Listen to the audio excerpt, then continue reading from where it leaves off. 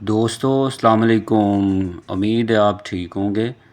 آج میں جس نقطۂ نظر پہ لب کشائی کرنے لگا ہوں یہ آپ سب کے لیے ہے۔ اگر تو آپ اپنے آپ کو اس ملک کا سٹیزن کہتے ہیں تو یہ ویڈیو آپ کے لیے ہے۔ 1947 سے لے کے 2025 آ چکے ہیں اور اس کے اندر بہت زیادہ ایسے پوائنٹ ہیں جو ہمیں بار بار جھنجھوڑتے ہیں، جو ہمیں سوچنے پہ مجبور کرتے ہیں۔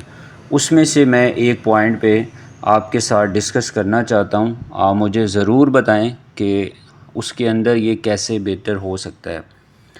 آپ اگر اپنے ملک میں دیکھیں تو سب سے زیادہ یہاں پہ مسجدیں ہیں۔ اگر آپ یہاں پہ مدرسے دیکھیں وہ سب سے زیادہ آپ کو نظر آئیں گے۔ سب سے زیادہ حافظ قرآن یہاں پہ ہمارے ملک میں تیار کیے جاتے ہیں۔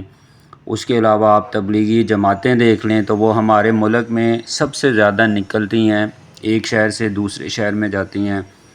لیکن افسوس جو ہوتا ہے وہ یہ ہے کہ یہی ملک جس میں یہ ساری چیزیں ہیں، سب اچھے کام ہیں، اس کے باوجود بھی یہ ملک جو ہے دنیا کے جو کرپٹ ترین ممالک ہیں اس کی جو لسٹ ہے اس میں سب سے ٹاپ پہ آتا ہے۔ تو کیا یہ المیہ نہیں ہے؟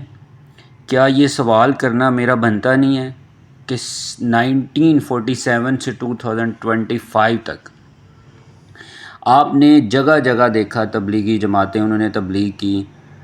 پاکستان کا کوئی بھی گلی کوچہ آپ لے لیں جہاں پہ آپ کو جھوٹ، رشوت، دھوکہ دہی، چوری جہاں پہ آپ کو نظر نہ آئے، کیا یہ ہماری کامیابی ہے یا ناکامی؟ یہ آپ نے فیصلہ خود کرنا ہے۔ پاکستان نے یا پھر یہ اس بات کا ثبوت ہے کہ ان حضرات کی ساری جو محنت ہے صرف آپ کو عبادات کے کھوکھلے ڈرامے جو ہیں وہاں پہ ہی مرکوز نظر آتی ہے، اور جو اصل ہے پریکٹیکلی کردار سازی اس میں وہ زیرو ہے۔